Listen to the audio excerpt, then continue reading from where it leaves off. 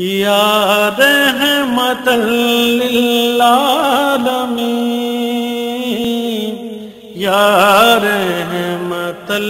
लिल आलमीन, या रहमतल लिल आलमीन। इल्हाम जामा है तेरा, कुरआन अमामा है तेरा, मिंबर तेरा अर्शे बरी, या रहमतल लिल आलमीन, या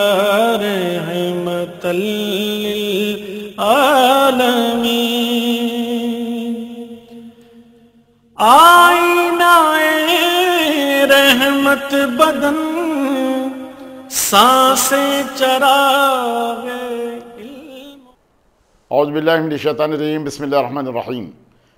नहमदुहु व नसल्ली अला रसूलिहिल करीम, अम्मा बाद। मुअज़्ज़ज़ सामीन, अस्सलामु अलैकुम व रहमतुल्लाहि व बरकातुहू। हम्द सना रब्बे ज़ुल जलाल के लिए जो तख्त अज़मत जलाल पर हमेशा से मुतमक्किन है और हमेशा रहेगा। उसके खुदरत कामिला है कि समंदरों में मदद का पैदा करने वाला, रात और दिन का बनाने वाला, ख़ज़ा व क़दर का मालिक व मुख्तार है। इज़्ज़त और ज़िल्लत का देने वाला वही परवरदिगार है। ज़िंदगी और मौत उसी के हाथ है। हम उसी के हमद सताइश बयान करते हैं, उसी की बड़ाई के राग अलापते हैं कि उस खल्लाक़ अकबर ने जो अजीम एहसान किया वो यही कि उम्मत मोहम्मदिया में पैदा फरमाया और ख़ुद इस उम्मत की तारीफ़ फरमाई कि तुम बेहतरीन उम्मत हो, लोगों को बुराइयों से रोकते हो, भलाइयों की तरफ बुलाते हो। दुरूद व सलाम सैयदुल अरब वल अजम जमील शियम साहिबुल जूद वल करम सल्लल्लाहु अलैहि वसल्लम की ज़ात अक़दस पर कि जिस ज़ात गिरामी ने अरब के बदवों और खाना बदोशों को तारीख़ इंसानी के कारवान का सालार बना दिया। बुजुर्गों और दोस्तों, अल्लाह के नबी सल्लल्लाहु अलैहि वसल्लम बहैसियत सिपह सालार आज़म किस अंदाज से आपने उन तमाम फुतूहात में कामयाबी हासिल की, उसके तमाम कुछ तफसीलात समात फरमाइए। अल्लाह के नबी सल्लल्लाहु अलैहि वसल्लम के ऐलान नबूवत से पहले अरब की जो हालत थी वो ये कि मारना, मरना, जंग व जिदाल, खून खराबा बिल्कुल उनके लिए बहुत आसान बात थी। किसी का भी खून कर देना उनके लिए बहुत आसान बात थी। और फिर ये तमाम क़बाइलों के अंदर ऐसी जंग व जिदाल हो जाती कि अगर किसी कबीले के कोई से आदमी को किसी कबीले ने मार दिया हो तो वो उसके लिए ये वसीयत अपने बच्चों से करता कि इस कबीले के एक आदमी को हमें मारना है इसलिए कि इसने हमारे कबीले के एक आदमी को मारा था। ये हाल उस वक्त अल्लाह के नबी सल्लल्लाहु अलैहि वसल्लम के ऐलान नबूवत से पहले था। और फिर काफिलों को लूट लेना, लोगों के तमाम क़त्ल गारत की करना और फिर उन लोगों को नुकसान पहुंचाना, ये उन लोगों का अपना ख़ास वतीरा रहा जिसको अल्लाह के नबी सल्लल्लाहु अलैहि वसल्लम ने बहुत हुस्न खूबी के साथ तमाम मामले को ख़त्म किया। और इसके बाद अदी बिन हातिम जब ईमान ले आए तो अल्लाह के नबी सल्लल्लाहु अलैहि वसल्लम ने फरमाया था खादिसिया से एक औरत निकलेगी और मक्के का तवाफ़ करेगी और खादिसिया वापस जाएगी, सिवाय खुदा के किसी और का डर नहीं होगा। अल्लाह के नबी सल्लल्लाहु अलैहि वसल्लम के ज़बान मुबारक से जो अल्फाज निकले उसको हज़रत अदी इब्न हातिम ने अपनी आँखों से देखा। हैरा से एक औरत निकली और फिर हजरमूत पहुंची, हजरमूत से फिर हैरा आई, फिर खाने काबा आई, खाने काबा से वापस आई। ये मंजर भी जो अल्लाह के नबी ने जिसकी निशानदही हज़रत अदी बिन हातिम से फरमाई थी वो तमाम का तमाम आपने अपनी आँखों से देखा। फिर हज़रत नबी करीम सल्लल्लाहु अलैहि वसल्लम का तरीक़ेकार जंगों के मामले में ये हुआ करता कि हर जंग के अंदर जो लोग अल्लाह के नबी सल्लल्लाहु अलैहि वसल्लम नबरदाज़मा होने के लिए आ गए तो उस वक्त एक नई तदबीर आपने उन लोगों के सामने रखी। वरना अल्लाह के नबी सल्लल्लाहु अलैहि वसल्लम 13 साल मक्की ज़िंदगी में सिर्फ रूहानी तालीम देते रहे, ला इलाहा इल्लल्लाह मुहम्मद रसूलुल्लाह पर आप तालीम देते रहे। हालांकि उस वक्त ज़कात के या किसी किस्म के और अहकामात या नमाज तो फ़र्ज़ मेराज के बाद हुई, उस वक्त तक किसी किस्म की नमाजें फ़र्ज़ नहीं थी। 13 साल मक्की ज़िंदगी के अंदर किसी किस्म का कोई जंग व जिदाल नहीं हुआ। अल्लाह के नबी में किसी से बरसरे पैकार नहीं हुए। तमाम मामले के अंदर तमाम मुसलमानों पर जुल्म और सितम होता रहा, मुसलमान इसे बर्दाश्त करते रहे, इसलिए कि अल्लाह की तरफ से किसी किस्म के कोई अहकामात नहीं आए थे। और फिर जब मदीना मुनव्वरा पहुँच गए, कुफारा ने मक्का जिनके सीनों पर सांप लौटने लगे, जो चाहते ये थे कि नई नवेली जो हुकूमत उभर रही है इस्लामी ममलिकत, इसको नौज़ बिल्ला नीस तो नाबूद कर दे, ये उनकी अमली तमन्नाएँ उनके दिलों में थी। यहाँ पर मामला ये हुआ कि 12 सफ़र 2 हिजरी को अल्लाह की तरफ से अहकामात आ गए कि आप उन लोगों से मुकाबला करो जो तुम्हारे साथ जंग व जिदाल चाहते हैं। वो मौका ख़त्म हो गया मक्के की सरजमीन के 13 साल ज़िंदगी का। आज ये मामला आ गया कि आप उनसे जंग करो जो तुमसे जंग करने के लिए तैयार हैं, या उनसे बदला ले लो जो तुम पर जुल्म और ज्यादती करते हैं। यहां पर अल्लाह के जब अहकामात आ गए तो अल्लाह के नबी में छोटी छोटी टुकड़ियों को उन शाहराहों पर जहां पर तमाम तिजारती काफिले मुल्क शाम यानी मक्के से जाया करते थे उनके ऊपर नजर अल्लाह के नबी रखने के लिए हजरत उबैदा इब्न हारिस को आपने भेजा, हज़रत हमजा को आपने भेजा, हज़रत साद बिन नबी वक़ास को आपने भेजा। अबवा के मुकाम पर खुद अल्लाह के नबी सल्लल्लाहु अलैहि वसल्लम उसमें शरीक रहे। ये अबवा का वो मुकाम जहाँ अल्लाह के नबी सल्लल्लाहु अलैहि वसल्लम की वालिदा मोहतरमा हज़रत बीबी आमिना की खबर है, जहाँ पर उनका इंतकाल हुआ था। अल्लाह के नबी सल्लल्लाहु अलैहि वसल्लम का पहला गज़वा जिसके अंदर अल्लाह के नबी शरीक रहे वो गज़वा अबवा है। और इसके बाद फिर अल्लाह के नबी सल्लल्लाहु अलैहि वसल्लम अपनी हयात तय्यबा में 27 ऐसे गज़वात थे जिसके अंदर आपने बनफ्स नफीस शिरकत की। गज़वे की तारीफ ये कि जिस जंग के अंदर अल्लाह के नबी सल्लल्लाहु अलैहि वसल्लम शरीक रहे वो गज़वा है, और जिसके अंदर मुजाहिदीन इस्लाम को भेज दिया गया वो सीरिया है। ऐसे 60 सीरिये हैं, 27 गज़वात हैं जिसके अंदर अल्लाह के नबी सल्लल्लाहु अलैहि वसल्लम में आप शिरकत आपने फरमाई। और पहला यानी 17 रमज़ान मुबारक 2 हिजरी को जब गज़वा पहला गज़वा बदर हुआ तो उस वक्त अल्लाह के नबी सल्लल्लाहु अलैहि वसल्लम मदीना मुनव्वरा से 70 मील दूर थे। 70 मील दूर रहने के बाद आपने उन लोगों से मुकाबला किया। मुकाबला 70 मील दूर जाने का महज इस वजह से था कि कहीं अहले मदीना के ऊपर ये बात शाख न गुजरे। अहले मदीना से आपने सवाल किया, यानी जुफरान के उस वाक़े में, जुफरान की उस वादी में अल्लाह के नबी सल्लल्लाहु अलैहि वसल्लम ने जब सहाबा कराम से मशवरा किया तो मुहाजिरीन ने तो मशवरा दे दिया कि अल्लाह के नबी हम उनसे मुकाबला कर लेंगे। हज़रत उमर ने कहा, हज़रत अबू बकर सिद्दीक़ ने कहा, हज़रत मिक़दाद बिन अमर अल-अस्वदी ने कहा कि अल्लाह के नबी हम वो नहीं जो कौम मूसा की तरह कहे कि तुम और तुम्हारा खुदा जाकर लड़ो, हम तो यहाँ बैठे रहेंगे, हम तो आपके दस्ते खपरस पर ईमान लाए हैं, आप जहाँ हमें हुक्म देंगे हम चलने के लिए तैयार हैं और उस वक्त तक लड़ते रहेंगे जब तक कि आपकी आँख की पुतलियाँ ठंडी ना हो जाए। अल्लाह के नबी सल्लल्लाहु अलैहि वसल्लम ने हज़रत साद बिन मुआज़ से पूछा जो कबीला बनु अब्दुल अशर के सरदार थे, अंसारी साहबी हैं। हाँ, उन्होंने कहा कि अल्लाह के नबी, अल्लाह का सच्चा और बरगज़ीदा नबी आपको जानकर आपके दस्ते खपरस पर ईमान लाए हैं। अगर आप हमें हुक्म दें तो समंदरों में चलाएंगे लगा दें, अगर आप हमें हुक्म दें तो बरगुल गम्मा तक पहुंच जाएं। अल्लाह के नबी सल्लल्लाहु अलैहि वसल्लम के चेहरे अक़दस पर तबस्सुम आया। और फिर अल्लाह के नबी सल्लल्लाहु अलैहि वसल्लम मदीना मुनव्वरा से निकलते हुए आपने ये कहा था कि हमको एक काफिले को रोकना है, यानी अबू सुफियान बिन हरब के काफिले को रोकना है। जंग की बात आएगी तो बहुत सारे और मुसलमान आपके साथ शरीक हो जाते, लेकिन वो मामला वो नहीं हुआ। अब यहाँ अल्लाह के नबी सल्लल्लाहु अलैहि वसल्लम इस जंग के अंदर शरीक होने के लिए एक एक आदमी की अल्लाह के नबी सल्लल्लाहु अलैहि वसल्लम को ज़रूरत है। अल्लाह के नबी सल्लल्लाहु अलैहि वसल्लम ऐसे मौके पर भी 2 ऐसे सहाबी जो हज़रत हुज़ैफा बिन ईमान और आपके बाप हुसैन जब आ गए और कुफारा ने मक्का ने इनको पकड़ लिया कि तुम मोहम्मद की मदद के लिए जा रहे हो, तो उस वक्त उन लोगों ने कहा कि हम अपने घर जा रहे हैं। तो उस वक्त उन्होंने ये वादा करके जब आए और कि अल्लाह के नबी सल्लल्लाहु अलैहि वसल्लम का साथ नहीं देंगे, और अल्लाह के नबी सल्लल्लाहु अलैहि वसल्लम से इस बात का तज़किरा उन्होंने किया तो कहा कि मुझे एक एक आदमी की ज़रूरत है, लेकिन तुम अपने वादे पर कायम रहो, इसीलिए कि मुसलमान का किया हुआ वादा पक्का और सच्चा होता है। आप लोग चले जाओ, यहाँ आपकी अब ज़रूरत इस जंग में शरीक होने की नहीं है। इस अंदाज से अल्लाह के नबी सल्लल्लाहु अलैहि वसल्लम ने उनके सामने ये बात रखी। और इसके बाद सबसे पहली मरतबा ग़ज़वा बदर में अल्लाह के नबी सल्लल्लाहु अलैहि वसल्लम ने तमाम सहाबा कराम को एक सफ़ में ठहरा किया, इस अंदाज से शीशा पिलाई हुई दीवार की तरह आपने जैसे नमाज के अंदर मुसलमान सब बंदी करते हैं उसी अंदाज से मैदान कारजार के अंदर सब बंदी अल्लाह के नबी सल्लल्लाहु अलैहि वसल्लम ने की। ये पहली मरतबा था, वरना इससे पहले जो जंगें होती वो इस अंदाज से कि एक दूसरे के सामने आ जाते, या तो वो गालिब आ जाता या तो ये गालिब आ जाते, इस अंदाज से तमाम जंगें हुआ करती थी। लेकिन सब बंदी का मामला सबसे पहले सालार आज़म नबी करीम सल्लल्लाहु अलैहि वसल्लम ने दुनिया के सामने पेश किया, और इसके अंदर मुसलमानों को अजीमुशान कामयाबी हुई। 313 निहत्ते मुसलमान 1000 के लश्कर जर्रार पर जो तमाम फ़न हरब से वाकिफ़, जो तमाम फ़न हरब के तमाम सामान से लैस, लेकिन इसके बावजूद निहत्ते मुसलमानों ने उन पर कामयाबी हासिल की। ग़ज़वा ओहद का मामला आया तो आपने ओहद के पहाड़ को इस अंदाज से पीछे रखा, 700 की जमीयत के साथ 3000 के लश्कर का मुकाबला आपने इस अंदाज से किया कि शहर मदीना को सामने रखा, और इसके बाद सब बंदी करवाई तो इस अंदाज से करवाई कि लोग ताज्जुब करने लगे कि ये 3000 का लश्कर जर्रार 700 आदमियों पर भारी ना हो सका। मुसलमानों की थोड़ी सी गलती, थोड़ी सी उदुल हुक्मी, जिसकी वजह से एक इम्तिहानी दौर से तो मुसलमान गुजर गए, लेकिन इसके बावजूद यानी कुफारा ने मक्का को किसी किस्म की कामयाबी हासिल नहीं हुई। कोई खरीदी उनके हाथ गिरफ्तार नहीं हुआ, कोई माल गनीमत उन्हें हाथ नहीं आया। हाँ, ये बात अलग है कि उदुल हुक्मी की वजह से जुबैर बिन हजरत जुबैर बिन अब्दुल्ला के कुछ लोग उस ऐनैन की पहाड़ी को छोड़ते हुए आ गए थे, जिसकी वजह से मुसलमान एक इम्तिहानी दौर से गुजर गए। जबकि अकरमा बिन अबी जहल, खालिद बिन वलीद जो मुसलमान नहीं हुए थे, मुसलमानों पर दूसरी तरफ से हमला किया, पलट कर जाने वाली फौज फिर वापस आ गई, तो 70 मुसलमान इस मामले के अंदर शहीद हुए। लेकिन ग़ज़वा खंदक के अंदर अल्लाह के नबी सल्लल्लाहु अलैहि वसल्लम मशवरा किया सहाबा कराम से कि क्या किया जाए। हज़रत सलमान ने कहा कि अल्लाह के नबी, हमारे यहाँ ईरान में तमाम खंदक खोदी जाती है, जिससे दुश्मनों की तमाम ताकतों को तमाम ख़त्म किया जाता है, इसलिए कि खंदक के उस पार दुश्मन रहेंगे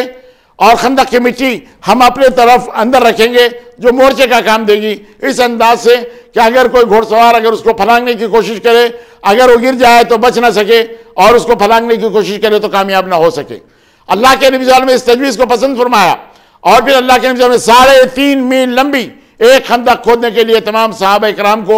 बनफ्स नफीस खुद शरीक होते हुए आपने तमाम दावत दी, और तमाम सहाबा कराम ये 15 दिन के अंदर अंदर 3.5 मील लंबी एक खंदक खोदने में कामयाब हुए। और इसके बाद जब दुश्मन आ गए तो दुश्मन तमाम के तमाम खंदक के उस पार पड़े रहे। अरब का एक खासा था कि वो जंग 1 या 2 दिन के अंदर अंदर खत्म हो जाए, लेकिन आप सुनकर ताज्जुब करेंगे, ये जंग खंदक जिसे कहते हैं 28 दिन तक चलती रही। और उसके बाद अल्लाह ताला ने बेइंतहा कामयाबी और कामरानी से नवाजा, इस अंदाज से कि हवा के झक्कड़ भेजे, वो तमाम के तमाम टेंटों के तनाबे उखड़ गए, चूल्हे से हांडियाँ गिर गई, तमाम जानवर सर्दी से मरने लगे, और फिर तमाम कबाइल ये सोचने पर मजबूर हो गए कि अब ये मकाम रहने के काबिल नहीं रहा। इस अंदाज से वो अपने अपने तमाम कबीलों पर वापस हो गए। तो अल्लाह के नबी की ज़बान मुबारक से निकला कि आज के बाद दुश्मन कभी हम पर हमला करने की सोच नहीं सकता, अब हम बढ़कर उनको अपनी तलवारों पर लेंगे। तो बुजुर्गों और दोस्तों, ये सिपह सालार आज़म जिन्होंने इस अंदाज से काम किया कि तमाम दुश्मन घुटने टेकने पर मजबूर हो गए, इसलिए कि इस जंग के अंदर एक रिवायत के मुताबिक यहूदी और कुफारा ने मक्का मिलकर और बनु ग़तफ़ान के 4000 लुटेरों को साथ में लिए हुए, जिनकी तादाद 10,000 या 12,000 थी, एक रिवायत तो 24,000 की भी मिलती है, इस अंदाज से मदीना मुनव्वरा पर हमला किया था। लेकिन 28 दिन के बाद नाकाम नामुराद उन लोगों को यहाँ से वापस होना पड़ा। और इसके बाद बनु क़ुरैज़ा से चूँकि मुआहदे थे, अल्लाह के नबी सल्लल्लाहु अलैहि वसल्लम ने अमन कायम करने के लिए मुकम्मल तरीक़े इख्तियार किए, यहूदियों से मुआहदे किए। मुआहदे करने के बाद उनको इस बात के लिए मजबूर किया कि या तो तुम पर अगर हमला होगा तो हम मदद करेंगे, हम पर अगर हमला हो तो तुम भी इस मामले के अंदर हमारी मदद के लिए आना, इस अंदाज से। लेकिन ऐन हालत जंग में बनु क़ुरैज़ा वालों ने जब धोखा दिया, काब बिन असद ने धोखा दिया, तो अल्लाह की तरफ से हुक्म मिला कि उनका मुहासरा कर लिया जाए, तो चुनाचे उनका मुहासरा कर लिया गया। अल्लाह के नबी सल्लल्लाहु अलैहि वसल्लम ने बनु ख़ुनैख़ा को उनकी बदअहदी की वजह से मदीना मुनव्वरा से जिलावतन किया। अल्लाह के नबी सल्लल्लाहु अलैहि वसल्लम ने बनु नुज़ैर को उनकी बदअहदी की वजह से, जो अल्लाह के नबी सल्लल्लाहु अलैहि वसल्लम को नौज़ बिल्लाह ख़त्म करना चाहते थे, इस बदअहदी की वजह से उनका मुहासरा कर लिया, उनको मदीने से वहाँ से राह फरार इख्तियार करने के लिए इजाज़त दे दी और वो वहाँ से चले गए। बनु क़ुरैज़ा का मामला आ गया, ऐन हालत जंग में जिन्होंने धोखा दिया था, उन लोगों के साथ भी अल्लाह के नबी सल्लल्लाहु अलैहि वसल्लम ने वो बर्ताव किया जो वो लोग चाहते थे, अपना सिपा सालार या अपना हकम जिसको बनाना चाहते थे, वो हज़रत साद बिन मास थे, और उन्होंने जो फैसला किया उसी पर उनके लिए अमल किया गया। सुलह हुदैबिया हुई, इसके अंदर अल्लाह के नबी सल्लल्लाहु अलैहि वसल्लम ने उन तमाम लोगों के शराइत और मान ली अल्लाह के नबी सल्लल्लाहु अलैहि वसल्लम में। और फिर दूसरे दिन 3 दिन के लिए, दूसरे साल जब 3 दिन के लिए मक्का आपके हवाले किया गया, तो आप मक्के में 3 दिन तक क़याम किया। और इसके बाद उन लोगों ने कहा कि 3 दिन खत्म हो गए, तो अल्लाह के नबी ने फ़ौरन वहाँ से कूच करने का इरादा किया। और इसके बाद अल्लाह के नबी सल्लल्लाहु अलैहि वसल्लम फतेह मक्के के वक्त अपने तमाम मुजाहिदीन इस्लाम जिनकी तादाद 10,000 थी, हुजूर अकरम सल्लल्लाहु अलैहि वसल्लम ने कहा कि 2-2 जगह अपने टेंटों के सामने आग जलाओ, आग के अलावे लगाओ, ताकि दुश्मन को हमारी तादाद दुगनी मालूम हो। मंशा रसूल ये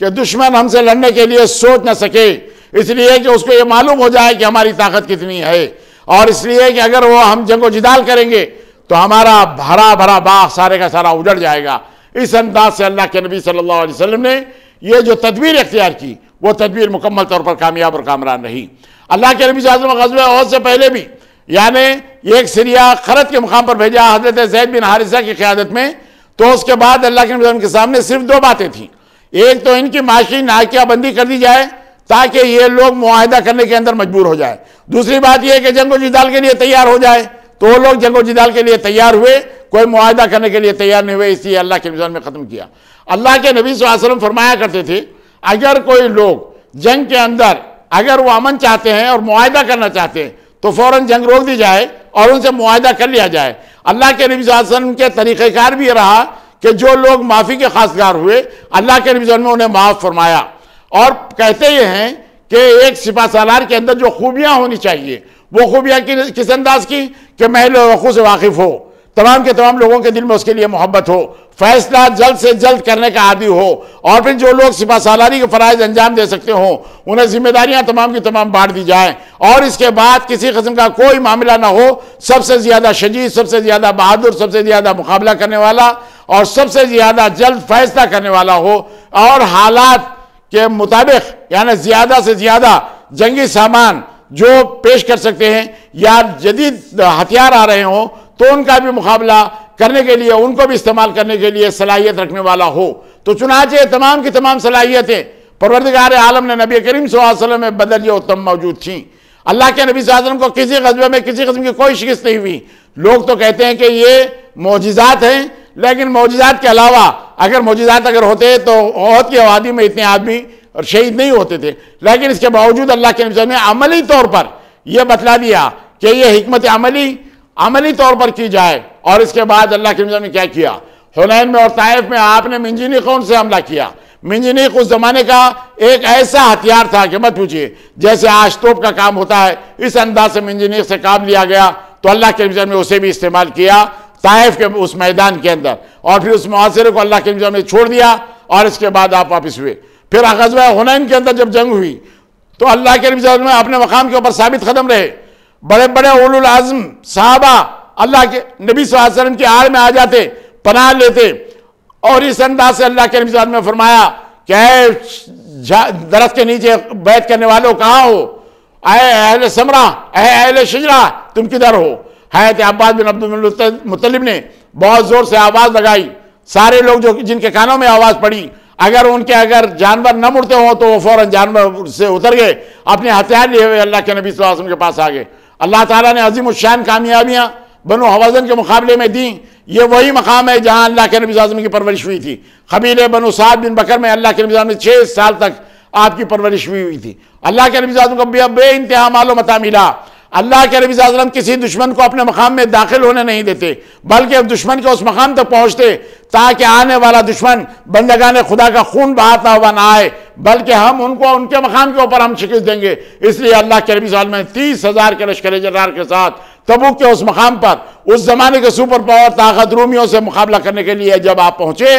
तो रूमी मुकाबले के लिए आ नहीं सके, इसलिए कि जंग मूता के अंदर उन लोगों ने देखा कि 3,000 का एक लश्कर जिसका मुकाबला हमारे 2 लाख आदमी या हमारे 1 लाख आदमी न कर सके, आज तो उनका सिपह सालार आजम जब उनकी क़ियादत कर रहा हो और 30,000 का लश्कर हो तो हम मुकाबला उनसे कहाँ कर सकते हैं। इस अंदाज से दुश्मन अपने हथियार रख बैठा, मुकाबले के लिए नहीं आया। अल्लाह के नबी सल्लल्लाहु अलैहि वसल्लम 20 दिन तक वहाँ क़ियाम फरमाया और इसके बाद अल्लाह के नबी सल्लल्लाहु अलैहि वसल्लम वापिस हुए। यानी 50 दिन का सफ़र अल्लाह के नबी सल्लल्लाहु अलैहि वसल्लम का हुआ, लेकिन उससे मुसलमानों को क्या फ़ायदा पहुँचा। मुसलमानों को यह फ़ायदा पहुँचा कि वो तमाम के तमाम क़बाइल जो उनके ज़ेर असर थे वो मुसलमानों के ज़ेर असर आ गए। वो लोग तमाम के तमाम जजिया देने के लिए तमाम तैयार हुए। अल्लाह के नबी सल्लल्लाहु अलैहि वसल्लम सब लोगों को अमान देते हुए, उनको अमाननामा लिखते हुए अल्लाह के नबी सल्लल्लाहु अलैहि वसल्लम दुमदल जंदल के सरदार अकीदर को उन्होंने लिखा और इसके बाद उनको तमाम मंजूर किया, उनके तमाम शराइत को मंजूर किया और इस अंदाज से अल्लाह के नबी सल्लल्लाहु अलैहि वसल्लम वापिस हुए। तो अल्लाह के नबी सल्लल्लाहु अलैहि वसल्लम की हयात तय्यबा में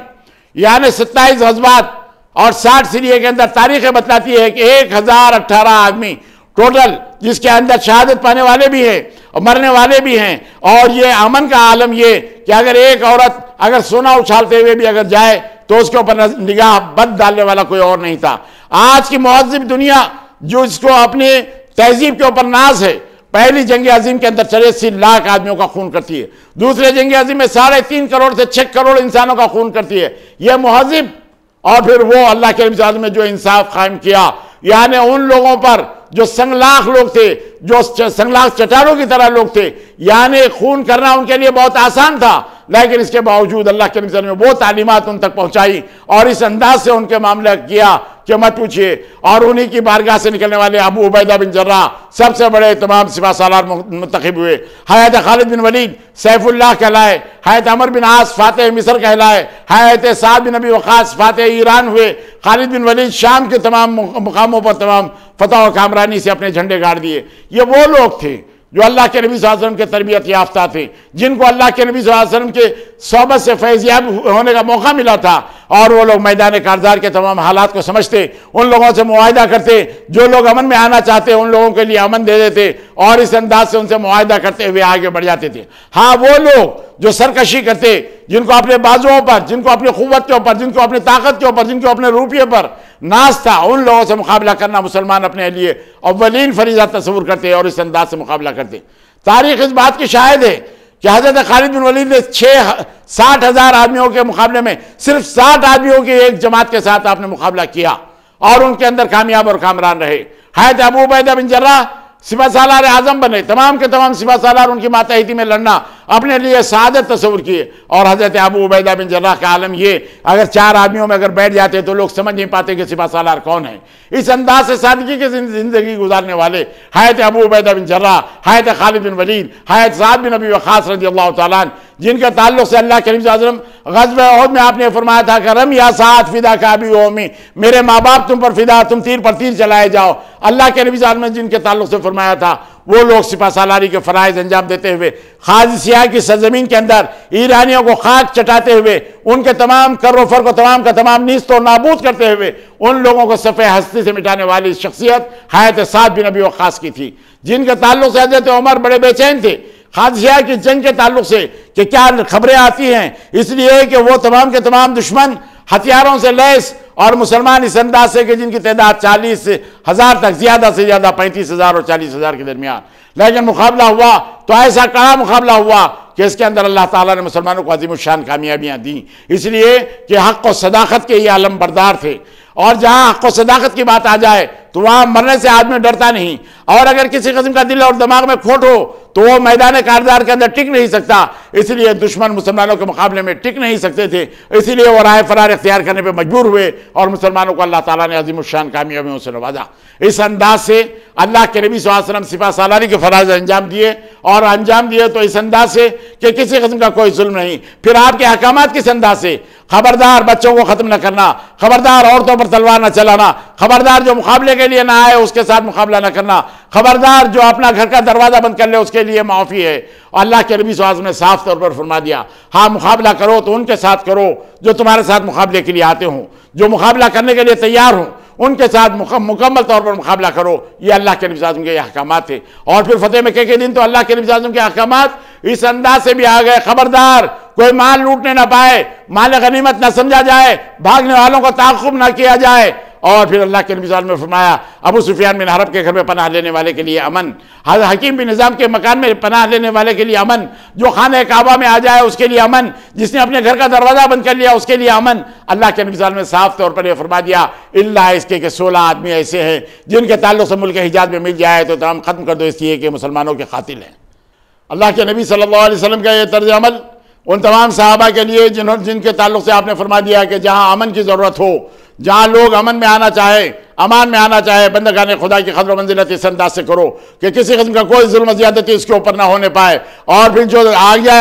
आपके दामन में तो उसको मुकम्मल तौर पर अमन दे दो। अगर कोई मुआहिदा करना चाहता है तो उसके साथ मुकम्मल तौर पर मुआहिदा कर लो, कोई जजिया देना चाहता है तो उस बात को कबूल कर लो, इसलिए कि बंदगाने खुदा का खून न बहाया जाए। अल्लाह के नबी सल्लल्लाहु अलैहि वसल्लम का यह फरमान तमाम सहाबा कराम के लिए मशअल रहा है। अल्लाह के नबी सल्लल्लाहु अलैहि वसल्लम ने इस पर अमल किया और तमाम सहाबा कराम को अमल करने के लिए कहा। आप जानकर ताज्जुब करेंगे, वो 16 अशखास में जिसमें अब्दुल उज़्ज़ा बिन अख्तर कत्ल कर दिया गया, वो भी मकाम इब्राहिम के पास इसलिए कि उसने किसी किस्म की कोई माफ़ी नहीं मांगी, एक मुसलमान का कातिल था। लेकिन इसके बाद अल्लाह के नबी सल्लल्लाहु अलैहि वसल्लम के दामन से जो भी चिमटता गया, अल्लाह के नबी सल्लल्लाहु अलैहि वसल्लम का अफ़ू और दरगुजर उस पर राम बनकर इस अंदाज से बरसता रहा कि वो तमाम के तमाम वो फौलादी दिल वाले, वो पत्थर दिल वाले खुद ब खुद नरम बनकर, मोम बनकर पिघलने लगे और दामन रसूल से वाबस्ता होने लगे। इस्लाम इस अंदाज से तमाम परवान चढ़ा, इस्लाम इस अंदाज से तमाम आगे बढ़ा कि लोग जौक दर जौक इस्लाम के अंदर दाखिल होना अपने लिए सादत तस्वुर करने लगे। हद ये कि मक्का जब फतह हो गया,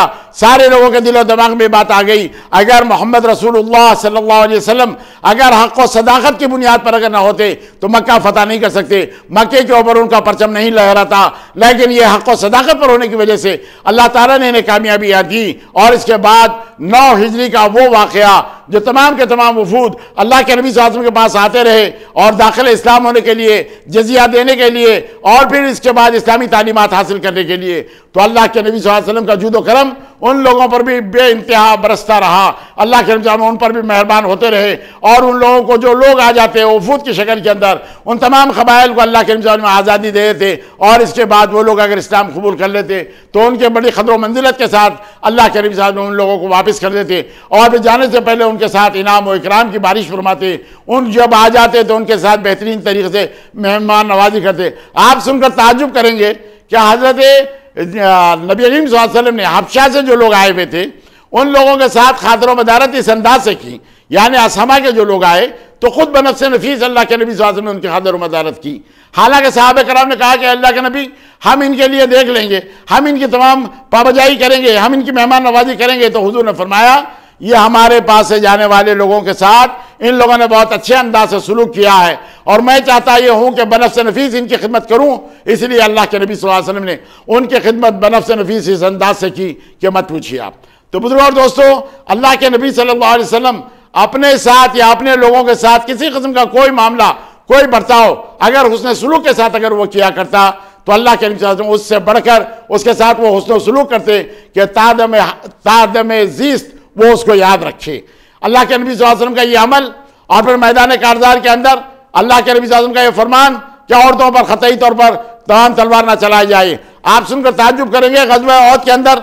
सम्माक बिन खरशा, जिन्हें बूद अजाना कहते हैं, वो बूद अजाना की तलवार हिंदा के सर पर पड़ी, यानी हिंदा के सर पर रखे हिंदा बिन उतबा, जिन्होंने हजरत हमजा का कलेजा चबाया था, लेकिन वो चीख मारती हुए कहने लगी मैं एक औरत हूं। तो अल्लाह के नबी सल्लल्लाहु अलैहि वसल्लम को फरमान याद आ गया है तो सम्माक बिन खरशा को, और उन्होंने कहा कि ये एक औरत है। तो अल्लाह के नबी सल्लल्लाहु अलैहि वसल्लम की दी हुई तलवार मैं एक औरत के खून से रंगीन करूँ, ये मेरी शुजाअत से बईद बात है। इस अंदाज से आपने उस मामले को ख़त्म कर दिया और उसको इस अंदाज से अमन दिया।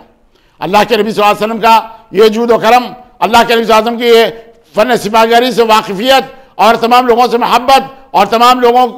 लोग जो अल्लाह के नबी सल्लल्लाहु अलैहि वसल्लम के इत्तिबा, अल्लाह के नबी सल्लल्लाहु अलैहि वसल्लम के एक एक हुक्म पर अपना सर अपने धड़ कटाने के लिए जो तैयार रहते थे, वो इस अंदाज से कि एक सिपा सालार में जो खूबी होनी चाहिए वो खूबी ये कि सारी की सारी फौज उन्हें चाहने वाली हो और वो सारी फौज को चाहने वाले हों और जिनमें जो सलाहियतें हों उन सलाहियतों को रूबा अमल लाने वाले हों और जो मशवरा दे दे मैदान कारज़ार के अंदर उस मशवरे को अल्लाह के नबी में फ़ौरन कबूल करते। जैसे ग़ज़वा बदर के अंदर हज़रत हब्बाब बिन मुंज़िर रज़ी अल्लाह तआला ने आकर कहा कि अल्लाह के नबी, ये जो सिपा सालारी के फ़राइज़ आप अंजाम देते हुए जहाँ सबबंदी आप करवा रहे हैं, क्या ये अल्लाह के हुक्म से जगह बता दी गई है या जंगी हिकमत अमली है? हुजूर ने फरमाया कि जंगी हिकमत अमली है। तो कहा कि नहीं, इससे ज़्यादा दूर ऊंचाई के ऊपर अगर हमारा अपनी सफ़ी बंदे कराएं तो हम अपने दुश्मनों पर बहुत जल्द हावी हो सकते हैं। अल्लाह के नबी सल्लल्लाहु अलैहि वसल्लम हज़रत हब्बाब बिन मुंज़िर अंसारी की उस बात को, उस तजवीज़ को पसंद फरमाते हुए जहाँ उन्होंने निशानदेही फरमाई वहाँ पर आपने अपनी सबबंदी करवाई। यानी मैदान कारज़ार में भी अल्लाह के नबी सल्लल्लाहु अलैहि वसल्लम उन तमाम लोगों की बातों को सुनते जो साहिब समझ हो और साहिब राय हो। उन लोगों की राय को आप रद्द नहीं फरमाते बल्कि उन लोगों की राय को पसंद फरमाते। इस अंदाज से अल्लाह ताला ने नबी करीम सल्लल्लाहु अलैहि वसल्लम को कामयाबियाँ दी। तारीख उठाकर आप देखिए, किसी भी फातेह को, किसी भी सिपा सालार को इस अंदाज की कामयाबियाँ नहीं मिली कि वो जंग के हर मैदान के अंदर कामयाब रहा हो सिवाय नबी करीम सल्लल्लाहु अलैहि वसल्लम के। ये अल्लाह ताला ने अल्लाह के नबी सल्लल्लाहु अलैहि वसल्लम को यह खूबी अता की कि आप मैदान कारज़ार के अंदर मुकम्मल तौर पर वाकिफ हो जाते और इस अंदाज से आप अपनी फौजों को आगे बढ़ाते। और जिस अंदाज से पहले आप ये कहते कि आप पहल न करो, सामने वाले को पहल करने का मौका दो, मबादर तलबी की अगर मामला आ जाते तो आपने तमाम सफ़ों में मुसलमानों को अपनी तरफ से भेजते और उसके बाद वो लोग कामयाबियाँ हासिल कर देते हैं। बारगाह खुदाबंदी में मेरी दुआ है कि परवरदिगार आलम हमारे गुनाहों को माफ़ फरमा दे, हमारी गलतियों को दरगुजर फरमा दे, नबी करीम सल्लल्लाहु अलैहि वसल्लम के उसवे हसना पर अमल करने की तौफीक अता फरमा, हमारे मरहूमीन की मग़फ़िरत फरमा, हमारी दुआओं को नबी करीम सल्लल्लाहु अलैहि वसल्लम के सदक़े तौफ़ील में कबूल फरमा। वसल्लल्लाहु अला मुहम्मद नबील उम्मी व आलिहि व सहबिहि वसल्लम वल्हम्दुलिल्लाहि रब्बिल आलमीन व आखिरु दअवाना या रहमतल लिल आलमीन, या रहमतल लिल आलमीन, या रहमतल लिल आलमीन। इल्हाम जामा है तेरा, क़ुरआन अमामा है तेरा, मिंबर बर तेरा अर्शे बरी, या रहमतल लिल आलमीन, या रहमतल लिल आलमीन। आईनाए रहमत बदन सांसें चरागे,